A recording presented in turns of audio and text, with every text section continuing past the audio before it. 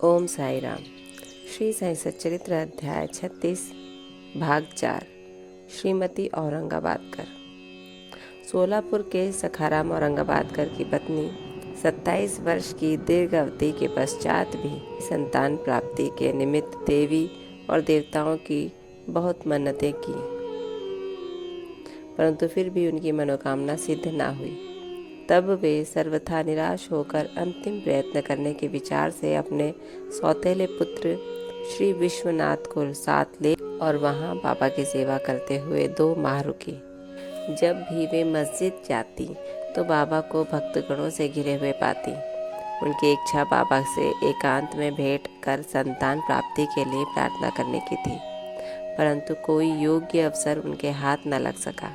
अंत में उन्होंने श्यामा से कहा कि जब बाबा एकांत में हो तो मेरे लिए प्रार्थना कर देना। श्यामा ने कहा, बाबा का तो खुला दरबार है, फिर भी यदि तुम्हारी ऐसी ही इच्छा है तो मैं अवश्य प्रयत्न करूँगा, परंतु यश देना तो ईश्वर के ही हाथ में है। भोजन के समय तुम आंगन में नारियल और अगरबत्ती लेकर बैठना और जब मैं संकेत करूं तो खड़ी हो जाना।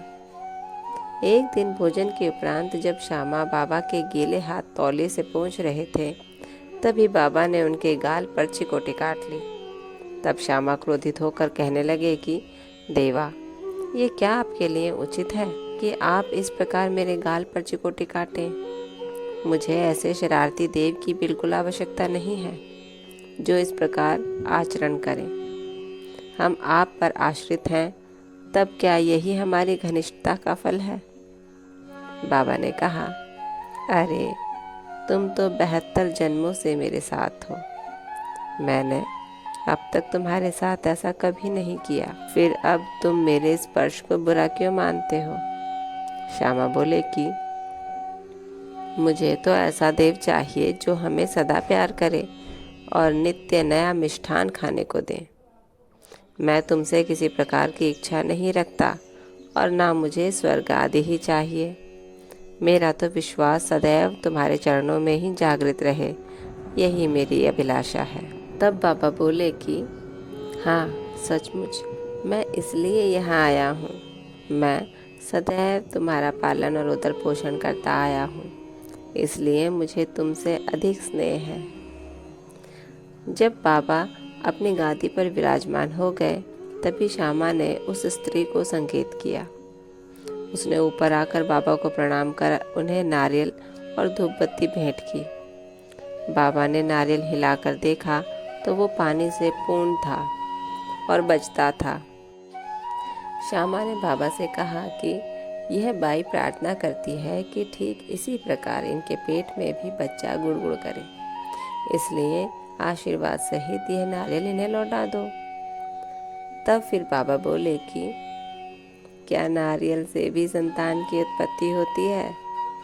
लोग कैसे मूर्ख हैं जो इस प्रकार की बातें गढ़ते हैं। श्यामा ने कहा कि मैं आपके वचनों और आशीष की और आपके एक शब्द मात्र से ही इस बाई को बच्चों का तांता लग जाएगा। आप तो टाल रहे हैं और आशीर्वाद नहीं दे रहे हैं। इस प्रकार कुछ देर तक वार्तालाप चलता रहा। बाबा बार बार नारियल फोड़ने को कहते थे, परंतु श्यामा बार बार यही हठ पकड़े हुए थे कि बाबा इसे उस बाई को दे दें। अंत में बाबा ने कह दिया कि इसको पुत्र की प्राप्ति होगी। तब श्यामा ने पूछा कि कब तक? बाबा ने उत्तर दिया कि 12 मास में। अब नारियल फोड़कर उसके 2 टुकड़े किए गए। एक भाग तो उन दोनों ने खाया और दूसरा भाग उस स्त्री को दिया। तब श्यामा ने उस बाई से कहा कि प्रिय बहन, तुम मेरे वचनों की साक्षी हो। यदि 12 मास के भीतर तुमको संतान ना हुई तो मैं इस देव के सिर पर ही नारियल फोड़कर इसे मस्जिद से निकाल दूंगा, और यदि मैं इसमें असफल रहा तो मैं अपने को माधव नहीं कहूँ। जो कुछ भी मैं कह रहा हूँ इसकी सार्थकता तुम्हें शीघ्र ही विदित हो जाएगी। श्यामा का असली नाम माधव था। 1 वर्ष में ही उसे पुत्र रत्न की प्राप्ति हुई और जब बालक 5 मास का हुआ तो उसे लेकर वो अपने पति सहित बाबा के श्री चरणों में उपस्थित हुई। पति पत्नी दोनों ने उन्हें प्रणाम किया और कृतज्ञ पिता श्रीमान औरंगाबादकर ने 500 रुपये भेंट किए, जो बाबा के घोड़े श्याम कर्ण के लिए छत बनाने के काम आई। ओम साई राम।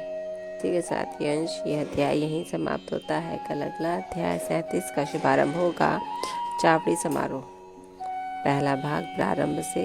तब तक ओम साई राम। बाबा आप सब पर कृपा रखें, आपको आशीर्वाद दें और कष्टों से दूर रखें। ओम साई राम।